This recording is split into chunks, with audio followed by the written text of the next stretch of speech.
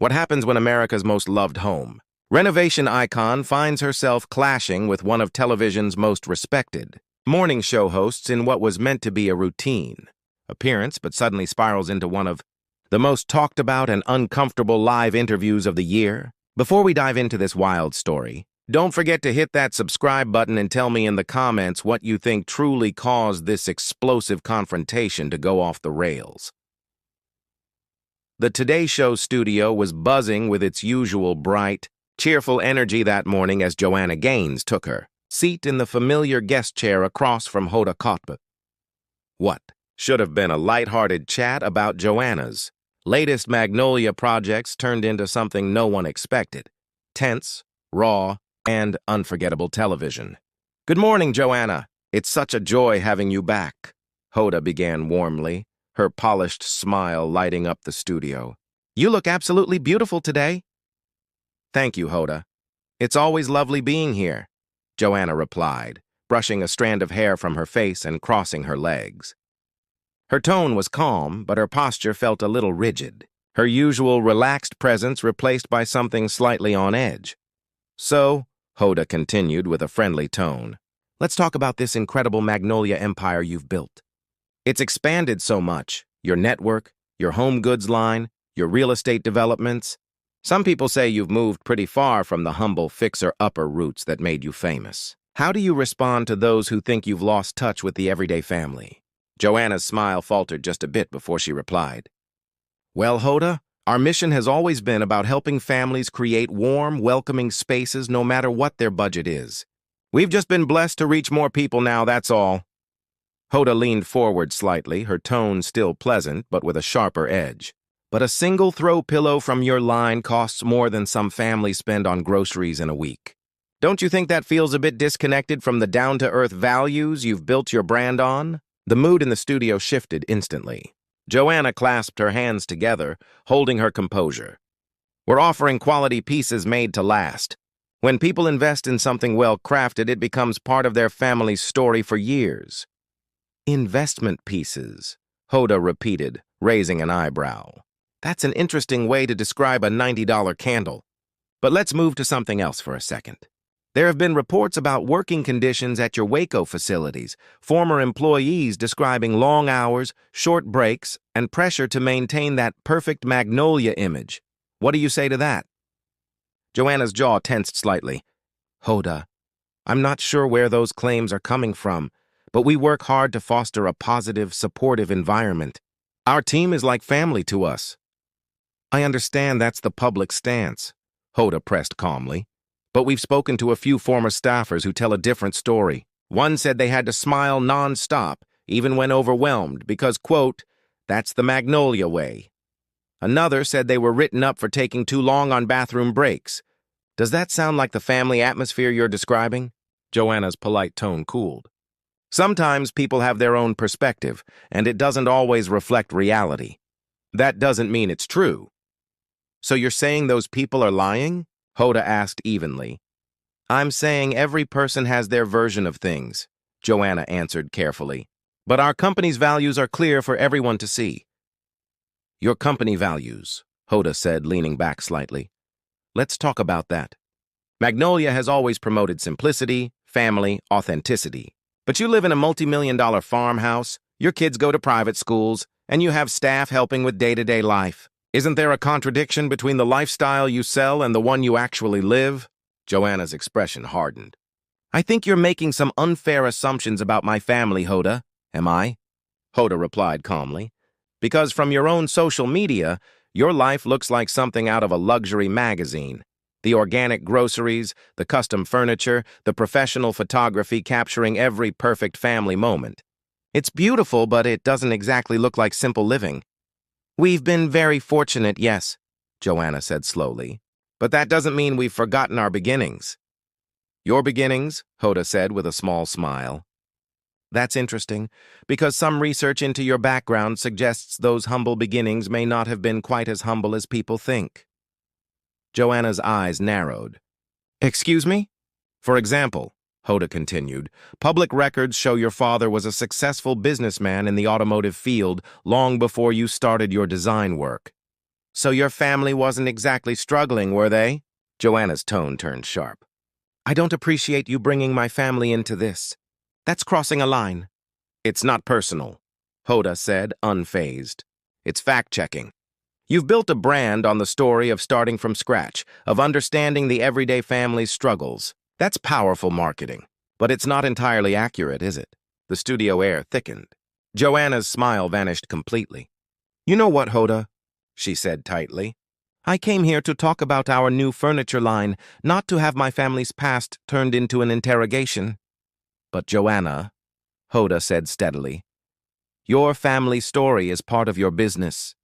You're not just selling products, you're selling a version of life that people aspire to. If that story doesn't add up, don't people deserve to know? What people deserve, Joanna snapped, is hope and inspiration. We want to encourage families to create beauty in their homes, not have every successful person attacked for what they've built. Hard work is admirable, Hoda said. But let's be clear, your early investments weren't exactly the product of struggle. You had help. You had access to resources most people don't. Joanna's voice trembled slightly. Every family helps each other. That doesn't take away from the effort we put in. Sure, Hoda said calmly, but most families can't afford to help their children buy multiple properties before they're 30. Don't you think that changes the story you've sold to your audience? I cannot believe this is where you're taking this interview, Joanna said, shaking her head. I'm taking it toward honesty, Hoda said simply. Your brand is built on authenticity, so let's talk about what's real. The story of two dreamers with nothing figuring it out, that's heartwarming. But it's not exactly your story, is it? It absolutely is, Joanna said, her voice rising slightly. Is it? Hoda countered. Because having a financial safety net, family connections, and the ability to fail without risking everything, that's not struggle, Joanna. That's privilege. Joanna's lips tightened. You're being incredibly unfair right now. Am I? Hoda said softly. Or am I asking the questions your audience, many of whom are working 2 jobs just to make rent, want answers to? We have never encouraged anyone to live beyond their means, Joanna said defensively. Haven't you? Hoda asked. Your brand thrives on aspiration. You're selling the dream that with the right decor, people can have your life. But that dream costs more than most families can afford. People are responsible for their own choices, Joanna insisted. Of course, Hoda said, but they make those choices based on a story you've told them. A story about understanding their struggles. If that story isn't real, isn't that misleading? I have never misled anyone, Joanna snapped. We share beauty, love, and authenticity. That's what people connect with. But is it really authentic? Hoda pressed. Can it be authentic if it's built on a selective version of the truth? You're twisting everything I've said. I'm not twisting, Hoda replied calmly. I'm pointing out that your privilege doesn't erase your work, but it does make your story different from what you've sold it as. So I'm supposed to apologize for having a good upbringing? Joanna said sharply. No, Hoda said softly. Just acknowledge it. Because selling authenticity based on an incomplete story feels... That feels what? Joanna interrupted. Exploitative.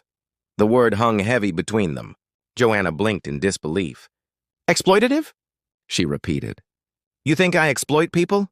I think you sell them a dream they can't realistically reach, Hoda replied gently but firmly. You encourage them to buy into a lifestyle that requires wealth most of them don't have. This is absurd, Joanna said, shaking her head. What's absurd, Hoda countered, is that no one has questioned this before. Everyone's been so enchanted by your image of farmhouse perfection that they've ignored the truth underneath it. Our goal is to bring joy, Joanna said coldly. Your goal is to sell, Hoda said. You've created a business model that depends on people believing they can buy happiness. It's smart marketing, but it's not honest marketing. Joanna's eyes filled with angry tears. I don't have to take this. Then let's talk about solutions, Hoda said quickly. Why not acknowledge your privilege publicly? Why not create affordable products that real working families can enjoy? I am not here to be scolded by someone who's never built anything. Joanna shot back. The entire studio froze. You could hear a pin drop. Someone who's never built anything? Hoda repeated, her voice calm but dangerous. Joanna, I've spent decades building trust with my audience. I've built a career on asking hard questions. What I haven't built is a brand that profits off people's insecurities while pretending to understand their hardships. That's not what we do, Joanna said through gritted teeth. Isn't it? Hoda asked. Let's talk about Waco. Since Fixer Upper aired, property prices have skyrocketed. Longtime families can't afford to stay. Doesn't that matter to you? I don't see how that's relevant, Joanna said stiffly. It's relevant, Hoda replied, because your brand gentrified your hometown. You brought tourism, yes, but you also priced out the very people you claim to represent. We've brought jobs and opportunity, Joanna said defensively. You've brought wealth, Hoda corrected, but mainly to those who already had it. You've built beauty on displacement. That's not progress. It's privilege repackaged as charm, Joanna's voice cracked. You're being so unfair. We've done nothing but try to help our community. For those who can afford to be part of it, Hoda said quietly. What about the families who had to leave? The small businesses that couldn't compete with your brand? Change isn't always bad, Joanna said weakly. Change that benefits a few while hurting many isn't good, Hoda countered. It's just exploitation dressed up as inspiration. I didn't come here to be attacked, Joanna said, rising from her chair. You came here to promote a brand, Hoda replied calmly. And I'm asking what that brand really stands for, Joanna tore off her microphone. This interview is done. Joanna, Hoda called, your audience deserves better than a walkout. They deserve honesty. Without looking back, Joanna raised her hand. I'm finished. The cameras stayed rolling as America's home renovation queen walked out, leaving behind silence and tension thick enough to cut with a knife. Hoda sat quietly for a moment before looking straight into the lens. Well, she said softly, that's not exactly how we planned for this morning to go. And just like that, one of the most unforgettable live TV moments of the year was born, when America's favorite designer met the one interviewer who wouldn't play along. What do you think truly pushed Joanna to that breaking point? Was it the questions about her background, the accusations of exploitation, or something deeper she didn't want to face? Hit that subscribe button and share your thoughts below.